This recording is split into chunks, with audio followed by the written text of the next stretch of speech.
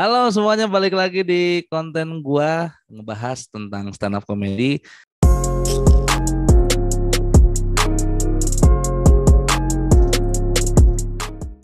Kalau dulu itu gua ngebahas sama Indra Primawan apa itu one liner, sama Remin apa itu roasting, sama Awe apa itu what if.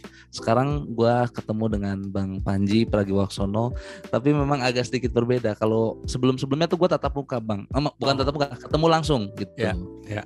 Gitu. Kalau di sini kan via Zoom gitu ya. Mohon maaf nih, saya 2 kali kena COVID, orang bego saya. Kena mulu COVID, bingung gue. Nggak apa-apa Bang, emang hidup kadang harus rule of three. Satu lagi. Rule of 3 di gue apa deh? Kena sekali COVID, kena 2 kali COVID, yang ketiga kali rabies gue rasa. Jangan Bang lah. Okay. Ebola kalau bisa. Aduh ampun. Pasti lucu. Tap ger. Nah, di depan gue sekarang di layar gue ada seorang stand up comedian yang sangat dihormati oleh banyak komika termasuk gue. Kali ini pembahasannya itu spesifik Bang, mengenai delivery. Kalau teman-teman nonton spesialnya Bang Panji dari Merdeka Dalam Bercanda, Masake Bangsaku, Juru Bicara, Pragiwaksono, Keadaan Kahar, itu tidak lepas tidak lepas apresiasinya terhadap delivery yang Bang Panji lakuin.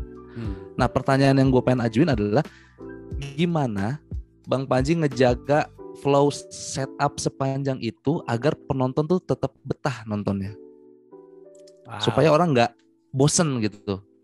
Iya, gue nih Beler, semoga karena gue suka insecure Ler sama keilmuan gue, jadi gue jawab yang gue tahu aja ya Ler ya. Iya Bang, masa insecure sih?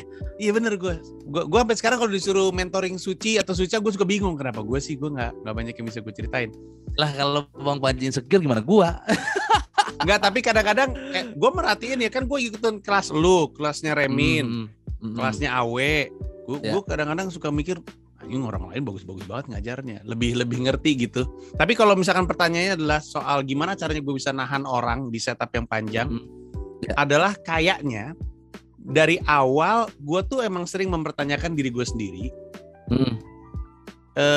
apa yang gue harapkan dari materi ini. Jadi ketika gue bawain tuh, gue tuh sebenarnya ngarepnya apa. Jadi fokus gue adalah memastikan orang nangkep. Misalnya gue punya materi, salah satu materi gue yang rada panjang kalau dipikir-pikir itu tentang regulasi prostitusi. Abis itu gue juga ada materi yang juga agak panjang kalau dipikir, itu masalah rating.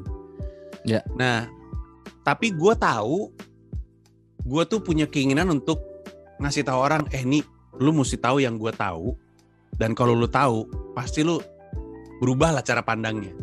Nah, semangat itu tuh udah ada duluan, sehingga ketika gue ngomong, kalaupun panjang, dia datang dengan value gitu. Jadi orang yang nonton tuh pengen tahu ujungnya apa nih gitu, apa aja yang Panji bawa dari materi ini gitu. Karena rata-rata emang hal baru, kayak orang nggak tahu soal rating. Waktu beat rating ya, elemennya banyak banget.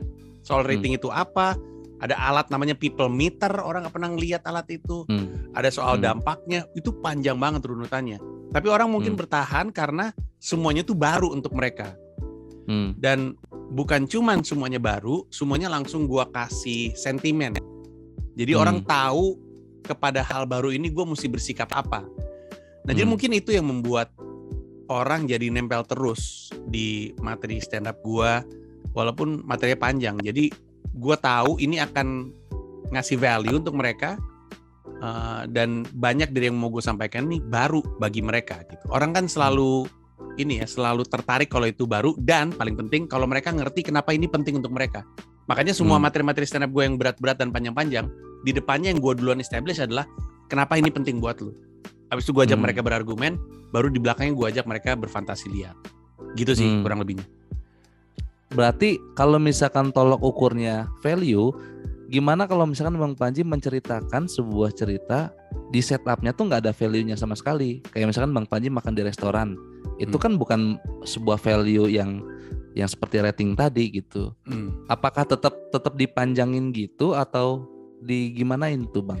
Kadang-kadang sih nggak semua beat harus panjang ya. Gue kalau bisa pendek sih sebisa mungkin. Ini sesuatu yang gue masih harus pelajarin nih. Tapi kalau gue bisa seefisien mungkin, gue sependek mungkin. Tapi kalaupun gue punya materi stand up yang depannya bukan sesuatu yang sifatnya value, kayak gue punya pengalaman kayak makan di restoran atau apapun itu. Biasanya ketika orang dengar openingnya, mereka tahu si Panji mau cerita nih. Jadi mereka langsung kepalanya tuh lebih ke switching, oh gue pengen denger ceritanya gitu. Karena ceritanya kalau si Panji cerita biasanya suka lucu gitu, dan itu ekspektasi orang kan. Salah satu ciri utama gue emang storytelling banyak banget. Kalau gue pikir-pikir lagi, beat gue yang storytelling banyak banget, soal Dipo ke rumah sakit. Dipo semuanya storytelling tuh. Jadi ketika orang denger opening sebuah beat gitu ya, setupnya masuk, dan mereka mengindikasi cerita nih kayaknya, biasanya mereka juga bertahan tuh, karena mereka tahu si Panji kalau cerita suka lucu gitu.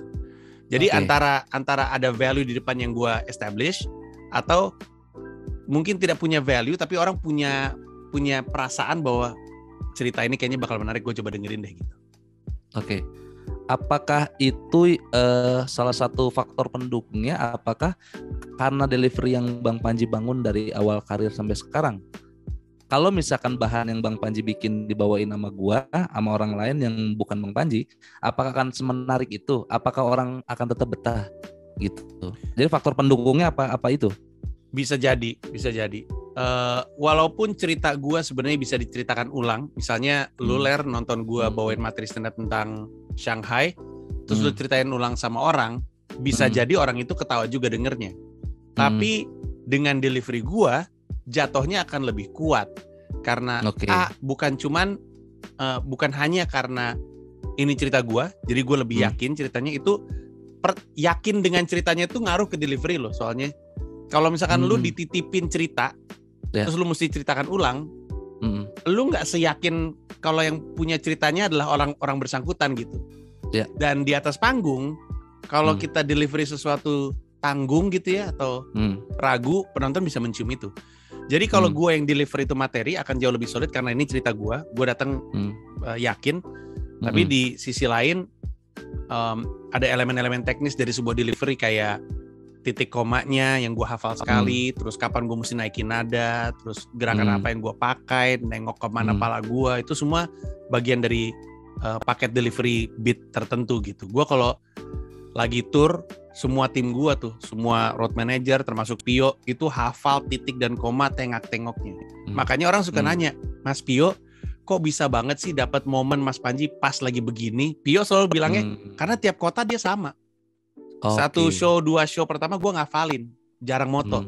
Setelah itu dia moto bertubi-tubi gitu. Jadi ya ada elemen PD delivery-nya karena ini cerita gua, dan ada elemen beat-nya jadi lebih solid karena gue tahu semua lekuk delivery beat-nya. Gimana ngejaga feel materi yang sama dibawakan berulang-ulang di kota yang berbeda, sementara situasinya berbeda, perasaan hati berbeda, agar tetap sama, nggak beda gitu secara delivery, eksekusi punchline, setup, intonasi, jeda.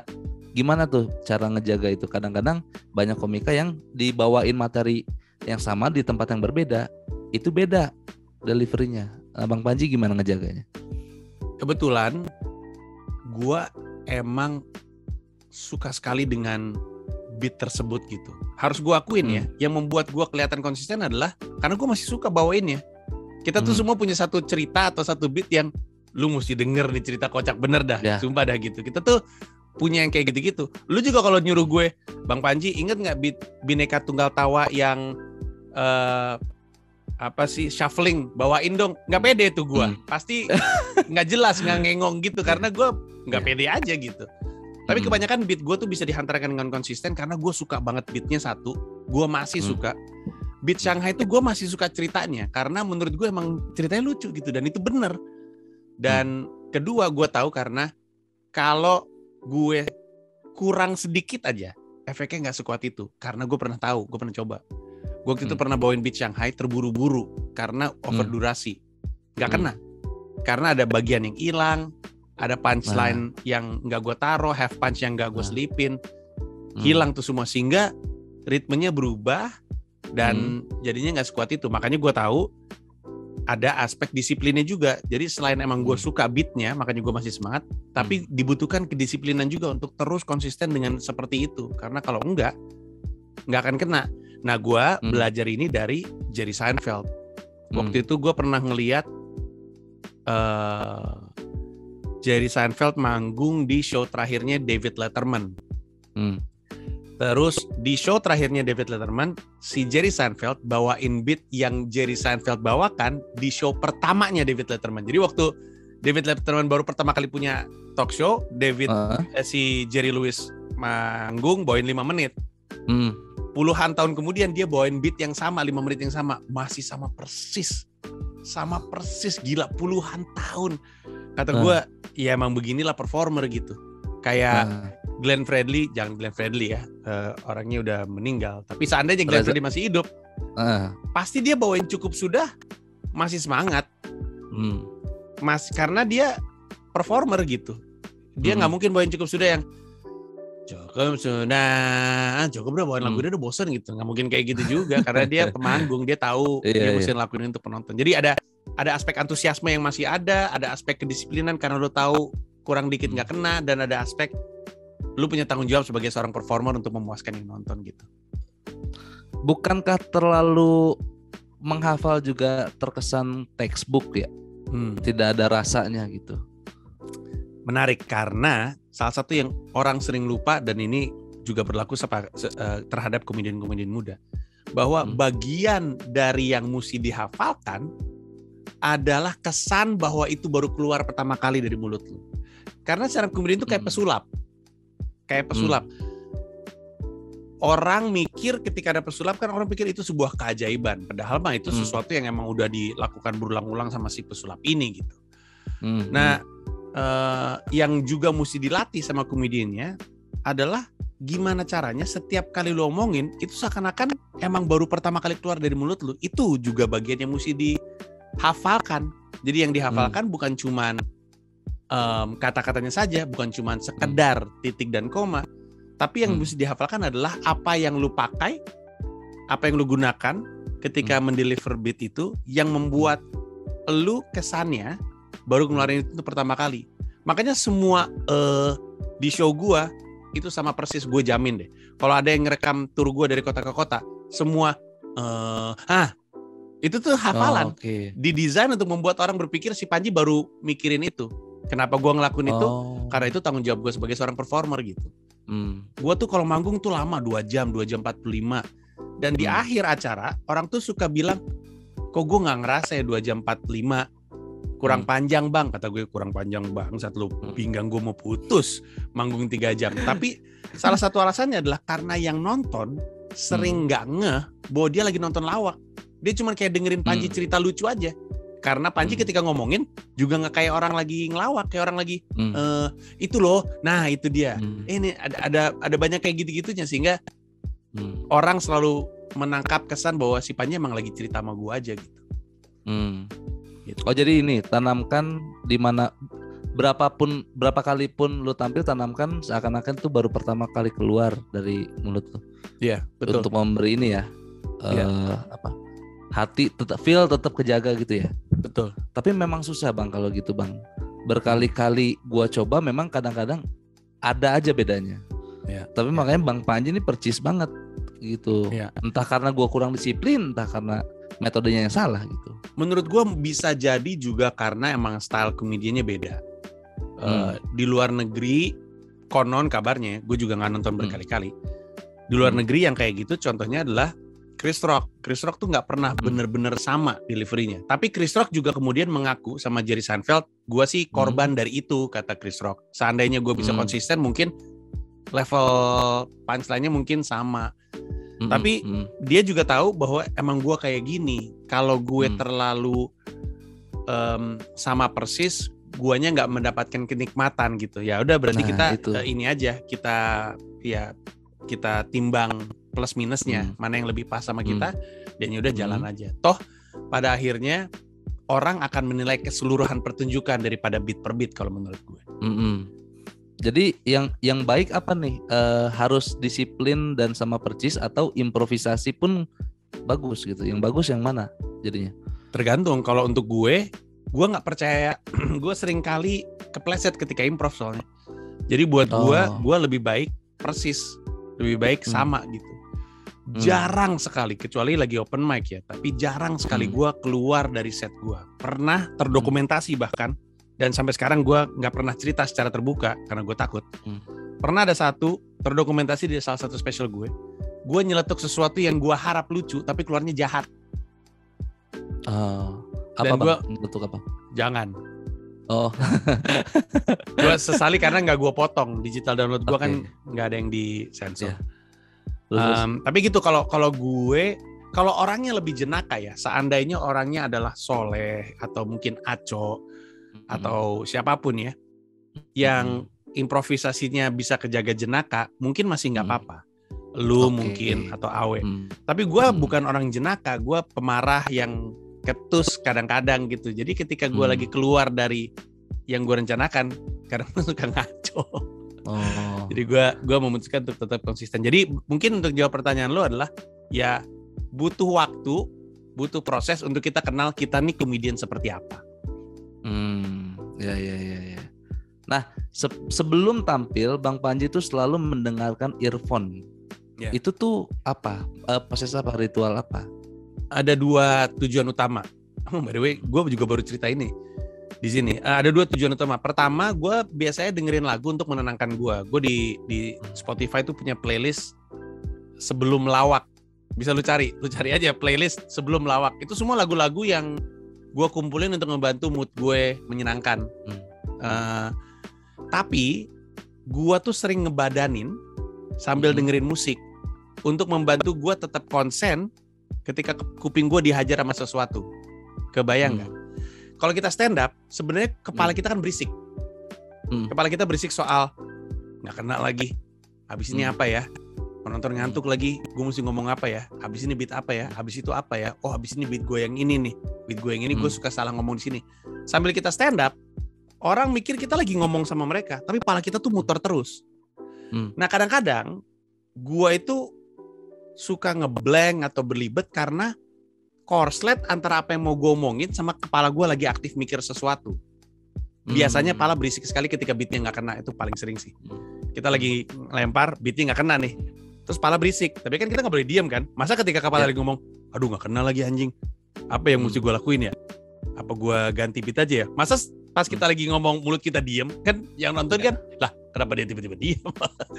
Jadi seringkali tuh gue harus melatih diri gue untuk bisa fokus mulutnya ngomong apa di saat palanya lagi berisik apa. Nah itu sering banget tuh gue dengerin musik. Kalau gue lagi ngebadanin, kalau misalnya lo ngeliat gue di pojokan lagi ngebadanin pakai itu tuh ada isinya tuh, ada musiknya. Karena gue belajar untuk terus ngoceh sambil pala gue dihajar sama musik. Karena kadang-kadang kan lo kalau denger lagu kan suka otomatis ikut bernyanyi dalam hati ya. Tapi itu salah satu yang gue lakuin ketika gue ngebadanin dengan menggunakan headphone atau earphone. Gue pikir Bang Panji denger earphone tuh recap materi di voice note. Enggak. Gue nggak pernah ngerekam materi di voice note bahkan. Semuanya video. Oke. Ya. Dan itu membantu gue menghafal. Oke. Nah itu metode itu tuh sejak kapan sih Bang diterapin? Yang mana? Metode pakai earphone tuh? Kalau gue nggak salah ingat, itu pertama kali gue lakuin Mesake Bangsaku. Bhinneka Tunggal Tawa enggak. Terus Merdeka Dalam Bercanda juga enggak. Apalagi Merdeka Dalam Bercanda. Ya. Karena sorenya gue nge-rap, terus gue masih keringetan, terus kepala gue masih di show tadi sore yang seru, tapi gue mesti gitulah. Enggak. Nah, Mesake Bangsaku tuh adalah special pertama yang gue inget, gue megang headphone kemana-mana. Gue inget itu. Kayaknya habitnya datang dari tur Mesake Bangsaku. Jadi kelihatannya awalnya dari situ. Dan minum kopi di atas panggung juga dapatnya dari Mesake Bangsaku. Jadi banyak yang berubah habit gue di situ. Itu proses mendengarkan earphone tuh hanya ketika mau tampil stand up atau proses belajar juga gitu waktu di kampus, Bang Panji? Sayangnya gue belum tahu bahwa gue bisa menggunakan itu. Jadi waktu di kampus gue gak punya metode apa-apa, makanya nilai gue buruk ya. Makanya gue tolol sebagai seorang murid. Gue baru dapat itu beneran pas stand up. beneran pas stand up gue baru tahu. Dan harus diakuin mungkin karena siaran juga, Ler. Waktu siaran radio, kadang-kadang kan lu ngomong di outro lagu sambil lu ngomong, pala lu mengingat bahwa detiknya bentar lagi habis, bentar lagi masuk ke yang berikutnya, gue harus masuk. Ketika musik lagu berikutnya masuk, kalimatnya tuh harusnya kayak gitu-gitunya. Jadi mungkin dilatih juga ketika radio, tapi gue nggak ngerasa bisa langsung diimplement di stand up. Baru pas Mesake Bangsaku tuh gue mulai menggunakan kemampuan itu. Baru tahu gue ternyata musik ya. Gue pikir recap materi stand up di voice note. Soalnya ada beberapa yang pakai metode gitu juga kan, voice note didengar gitu. Gue malah nggak tahu. Gue tahu Joe Rogan kayak gitu, tapi gue nggak tahu di Indonesia siapa yang kayak gitu. Ada, setahu gue Egi masih pakai. Gue kadang-kadang pakai tapi enggak. Egi Hao. Gue kadang-kadang pakai tapi enggak gitu. Nah terakhir nih Bang, jadi waktu itu, waktu awal-awal stand up, ingat nggak Bang Panji ada yang bilang bahwa delivery itu presentasinya 70, materi itu 30 ya kalau nggak salah ya. Siapa sih Bang itu yang ngomong Bang? Gue lupa, tapi gue inget itu. Mungkin Radit, dan mungkin Radit ngutip yang lain. Gue bahkan pernah dengar lebih ekstrim lagi. Gue pernah dengar Jerry Seinfeld bilang materi yang kita tulis itu 5%, 95% delivery. Itu kali ya. Iya. Tapi kalau Jerry Seinfeld 5% ditulisnya. Masuk Indonesia jadi tambah presentasinya bea cukai. Saya emang suka gitu kadang-kadang ya. Iya. Nah, pokoknya itu poin inti kalimatnya itu. Delivery itu lebih dominan dibanding materi. Untuk teman-teman yang baru awal gabung ke komunitas, lebih diperhatiin bikin materi dan teknikal atau fokus ke delivery, karena kita tahu sebagus apapun materi, kalau deliverynya hancur ya bakal hancur. Tapi delivery yang bagus, materinya belum matang, bisa jadi bagus gitu. Menurut Bang Panji mana yang lebih penting? Ya, jadi mungkin yang paling penting untuk disadari sama siapapun yang lagi belajar adalah sebenarnya dua-duanya itu penting. Tapi kadang-kadang kita lupa kesenian kita ini adalah kesenian panggung. Kita ini sebenarnya pemanggung. Yang berarti kalau kita nulis dan nulisnya lucu, tapi kita tidak bawakan di atas panggung, itu tidak membuat kita stand up comedian. Kita penulis komedi. Jadi sebenarnya poinnya itu aja. Memang krusial untuk punya materi stand up. Artinya penulisannya krusial karena itu dasar dari yang kita bawakan. Tapi lu mesti ingat bahwa ketika tidak lu bawakan dan hanya dalam bentuk kertas terus-terusan atau file Microsoft Word, lu belum stand up comedian. Yang membuat lu stand up comedian adalah ketika lu bawakan, yang berarti ada delivery-nya. Makanya stand up comedian tuh mirip kayak penari di belakang panggung. Kalau lu masuk ke sebuah backstage yang ada Batavia dancer atau siapapun yang mau ngedance, yang mereka lakukan di belakang kan mereka melatih gerakan-gerakan mereka. Sama stand up comedian juga ketika ngebadanin tuh tangannya gerak dan segala macamnya, karena kita tahu kita dan penari sama-sama pemanggung. Jadi dua-duanya penting untuk belajar nulisnya, dan penting juga untuk menemukan bagaimana sih kita dalam delivery materi yang barusan kita tulis, karena itu juga datang dengan proses. Dan bukan berarti lu harus pas lu nemu yang bekerja terus lu final di situ, enggak juga. Karena Rian Adriandi kalau ditonton spesialnya yang pertama From Tiny to Funny, terus spesialnya yang kedua yang sayangnya nggak ada rekaman di Jakarta, spesialnya yang keduanya tuh judulnya apa ya? Ini Big Problem is in Little Situation. Iya. Atau Little Man Big Problem, bukan nih. Little Man in Big Problem. Iya. Tapi pendekatan delivery beda sekali, stylenya beda. Jadi orang yang waktu itu nonton show pertama yang meledak-ledak, pas nonton spesial yang kedua, beda ya gitu. Karena memang namanya berkesenian ya, yang ngulik aja terus. Si Picasso juga stylenya berubah gitu, dan nggak apa-apa. Cuman pastikan lu tetap menemukan kebahagiaan dalam cara delivery tersebut, dan tugas utama kita sebagai pelawak tersampaikan, yaitu orang pada akhirnya ketawa gitu kurang lebih.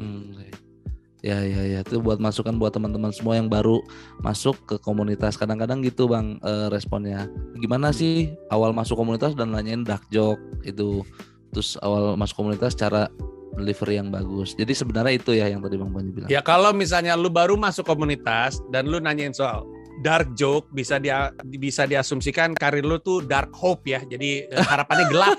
Nggak ada harapan buat lu kalau lu masuk udah pengen langsung dark joke. Basic aja dulu. Ada lo murid pecahkan yang dari pertama kali belajar udah dikasih tahu jangan aneh-aneh. Dia punya ketertarikan untuk ngomongin politik. Kebetulan idolanya tuh gua. Iya, Jadi dia iya, seneng tahu banget gua. ngomongin politik. Dibilang dari awal, jangan dulu politik. Lu tuh belum lucu ngomongin lu. Sampai sekarang masih politik juga tuh bangke satu. Sulit banget kasih tahu. Murid emang kocak dah murid dah. Bang, terakhir nih tips untuk audisi suci, untuk teman-teman komunitas yang ikut audisi suci, kunci utama sebenarnya apa sih? Singkat aja. Tenang. Itu Tenang. krusial sekali. Gua berkali-kali lihat anak komunitas nggak tenang. Karena memang setupnya emang agak aneh lagi, Ler. Kalau lu inget-inget. Masa lu ngantri. Dalam antrian kan ada antusiasme yang ada ketidakjelasan gitu. Mental tuh bisa goyang loh di luar tuh. Betul. Membuat lu nggak tenang. Makanya Popon brilian banget. Tidur dia sampai akhirnya waktunya dipanggil. Tapi udah mah antriannya tuh penuh dengan gejolak. Lu masuk ke sebuah ruangan cuman stand up di hadapan 2 orang. Salah satunya Indro Warkop. Salah duanya antara Radit atau gua. Kamera nyala. Tetap nggak lu biasa manggung di open mic, lu nggak terbiasa ngeliat kamera. Lu nggak terbiasa tuh. Mau stand up dibilang, oke, sebentar ya. Geser dikit. Oke, stop. Iya, dikit lagi. Oke, jangan maju ya. 5, 4, 3, 2. Terus lu bingung kan? Gak ada yang bilang, ayo stand up. Gak ada yang bilang kayak gitu. Tiba-tiba, oh stand up ya gitu. Nah jadi banyak hal yang aneh memang harus diakuin. Banyak hal yang aneh. Makanya anak-anak stand up tuh banyak yang tidak familiar aja sama situasinya dan membuat itu tidak tenang. Komedian-komedian papan atas yang, bukan papan atas maksud gue, yang punya reputasi di antara kita, yang kita kenal, oh si ini nih lucu nih. Tiba-tiba pas kita lihat, kok kayak gitu sih? Grogi ternyata. Grogi diliatin Pak D, grogi diliatin gue. Yudakan gue inget banget nih. Yudakan tuh emang paling kasihan. Salah satu peserta suci paling kasihan. Udah stand up nih. Tiba-tiba cut. Sorry. Itu audionya trouble. Ulang ya.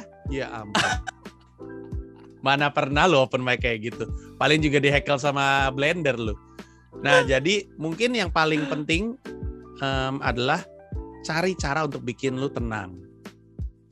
Gue inget Yudakan pertama kali audisi nggak lolos. Kedua kali ikutan audisi suci berapa? Kota pertama nggak lolos, lalu kota kedua dia nyoba. Terus gue bilang sama dia, waktu yang audisi pertama kali dia ikutan tuh dia gagal nangis. Waktu audisi kedua yang dia ikutin, kota pertama dia gagal nangis. Terus dia ketika ngantri di kota berikutnya gue bilang, lu ngantri lagi? Iya bang. Terus dia gini, soalnya gue gak mau mengecewakan komunitas gue bang. Kata gue, paham sini anjing. Gak jelas banget orang Cirebon atuh. Terus gue bilang sama dia, Yuda kan, kalau kira-kira nih lu masuk dan ketika lu gak terima lu akan nangis, mending gak usah masuk sekalian.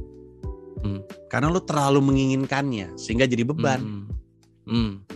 Kalau lu terlalu menginginkannya, dia jadi beban, dan ketika lu gak dapet dia akan bikin lu nangis. Jadi gue bilang sama dia, masuk hanya kalau lu tahu nggak dapat nggak apa-apa. Tapi kalau lu masuk dan lu nggak dapat lu nangis, mending nggak usah masuk sekalian. Udah, abis itu dia masuk, trouble lagi mikrofonnya, emang sial tuh orang. Tapi dia tetap pecah dan akhirnya dia lolos. Oke. Jadi tenang, kuncinya tuh tenang. Tenang ya. Tapi ada yang tenang tapi di-cut bang. Siapa tenang banget. Enggak, makanya ada nggak peserta yang udah tenang tapi tetap di-cut? Ada sih, ada Ler. Karena saking tenangnya LPM-nya juga tenang bener. Kayak danau Ler. Kayak mana LPM-nya nih kagak ada. Tenang. Jadi materi sakti juga penting ya bang selain tenangnya. Iya betul, karena itu juga maksud gue. Tadi kan lu bilang cuma satu ya. Jadi kalau cuma satu tuh tenang. Tapi kalau boleh beberapa. Pertama, beat terlucu taruh paling awal, beat kedua terlucu taruh paling akhir. Karena anak-anak tuh selalu beat yang level ketawanya 1, baru level ketawanya 2, baru itu segala macam. Kadang-kadang lu nggak dapat waktu itu sepanjang itu. Gua ngelihat lu nggak lucu udah gua cut. Jadi lu langsung taruh beat terlucu lu di depan. Jadi gua tahan lu, gua biarin lu manggung. Kedua, dan ini gua nggak tahu deh kenapa gua masih harus ngasih tahu ya, tapi ternyata emang masih harus kasih tahu. Jangan bawain beat ke audisi suci yang lu nggak pernah tahu atau belum lu cari tahu lucu atau enggak. Jangan aneh-aneh lu. Gue sering banget ada orang duduk nih. Udah siap belum? Siap bang. lucu nggak nih materinya? Lucu bang. Udah pernah lu coba? Belum bang. Terus tahu dari mana lucu atau enggak? Ya kan, emang lucu. Iya tahu dari mana? Menurut saya lucu. Ya tapi kan lu pelawak, yang bilang lucu itu orang. Itu per kota mungkin 80% kali peserta yang ikut karena dia pikir dia lucu, tapi dia nggak pernah ngetes. Jadi kalau lu mau bawain materi di audisi, pastiin beatnya udah pernah lu tes, udah solid gitu. Dan banyak juga anak-anak komunitas yang masih bawa beat baru. Karena katanya, ini juga nih anjing banget emang komunitas nih. Kenapa lu pakai beat baru? Ya bang, soalnya gue pikir-pikir gue tabung aja dulu. Soalnya kan kompetisi kan umurnya panjang. Kata gue masuk aja belum. Lu udah mikirin napas di kompetisi. Bego lu emang lu. Orang macam apa coba? Iya bang, gue simpan materi gue karena nanti biar umur gue panjang di kompetisi. Nyet, lu lolos juga belum. Aneh lu emang lu. Tolol lu. Aneh emang. Ya berarti tenang dan materi yang pasti ya bang ya. Jangan sampai kelihatan gugup. Persiapan matang gitu. Ya lumayan lah buat teman-teman. Nanti kalau misalkan ada audisi Suci maupun Suca bisa dipakai tips dari Bang Panji ini. Terima kasih banyak Bang udah sharing di konten gua. Wah, gokil banget nih. Udah waktunya. Gua bingung closingnya gimana, Pak? Closing aja. Lu nggak mau promo tipis-tipis webinar? Buat teman-teman semua, jangan lupa tanggal 30 Oktober nanti, 30 Oktober hari Sabtu 2021 itu akan ada tipis-tipis webinar bersama gua Dani Beler dengan judul Storytelling yang Memancing. Jadi buat teman-teman yang tertarik silahkan bisa ikut dan beli tiketnya, harganya 110.000 atau ada tiket 165.000 bundling dengan digital download Beler Revolution. Pembelian tiketnya bisa di comika.id. Comika apa Bang? Dipecahkan.com. Dipecahkan.com. Sorry, Comika. Kalau Comika.id beli Beler Revolution-nya. Nah, betul. Iya. Oke, itu aja Bang dari gua. Terima kasih banyak Bang Panji. Sehat-sehat selalu. Ler. Selamat istirahat. Thank you. Yo.